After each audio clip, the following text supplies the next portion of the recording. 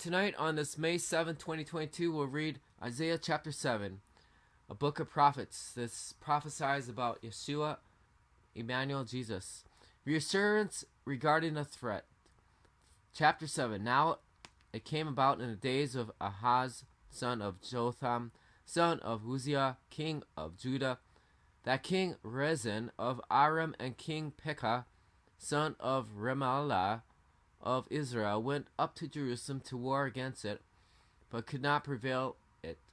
When it was reported to the house of David, saying, Aram is camped in Ephraim, his heart as well as the heart of his people shook like the trees of the forest shaken with the wind. Then Adonai said to Isaiah, Go out now to meet Ahaz, you and Shear-jashu your son, at the end of the aqueduct from the upper pool in the highway of the fuller's field, and say to him, Keep calm and be quiet. Do not fear nor be faint-hearted because of these two stubs of smoldering firebrands, because of the fierce anger of Rezin and Aram, nor of the son of Remaliah, because Aram has plotted a harm against you, along with Ephraim and the son of Remaliah, saying, Let us go up against Judah, terrorize it, divide it for ourselves, and appoint Tabeel's son as king in the midst of it. Thus says Adonai, Elohim, it will not stand, nor will it occur. For the head of Aram is Damascus, and the head of Damascus is Rezin. Within 65 years of Ephraim will be broken, and not be a people. The head of Ephraim is Samaria, and the head of Samaria is Remaliah's son. If you do not trust, you will not stand. Then the next chapter, verse section, is the sign of Emmanuel, which is the prophecy of Yeshua, Messiah, Jesus. Then Adonai spoke again to Ahaz, saying, Ask for a sign from Adonai your God, from the depths of Sheol, or the heights of heaven. But Ahaz says, I won't ask, I wouldn't test Adonai. Then he said, Hear now, house of David, it is a small thing for you to weary men. Will you also weary my God? Therefore Adonai himself will give you a sign.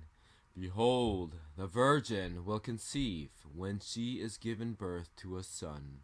She will call his name Emmanuel. He will be eating curds and honey by the time he knows to refuse evil and choose good. For before the boy knows to refuse evil and choose good, the land of the two kings you dread will be abandoned. Adonai will bring on you, on your people, and on your father's house such days as have never come since the day Ephraim separated from Judah, the king of Assyria. In that day Adonai will whistle for the fly at the source of the Nile of Egypt, and for the bee in the land of Assyria. Then they will come, all of them, and will settle in the deep wadis, and in the cliffs of the cliffs, and in all thorn bushes, and all the watering holes. In that day Adonai will share with a razor hired behind the river, with the king of Syria, the head and the hair of the legs, and even clip of the beard. In that day it will be that a man will rear a calf and 2 sheep, and from the abundant milk they give, he will eat curds, for anyone left in the land will eat curds and honey.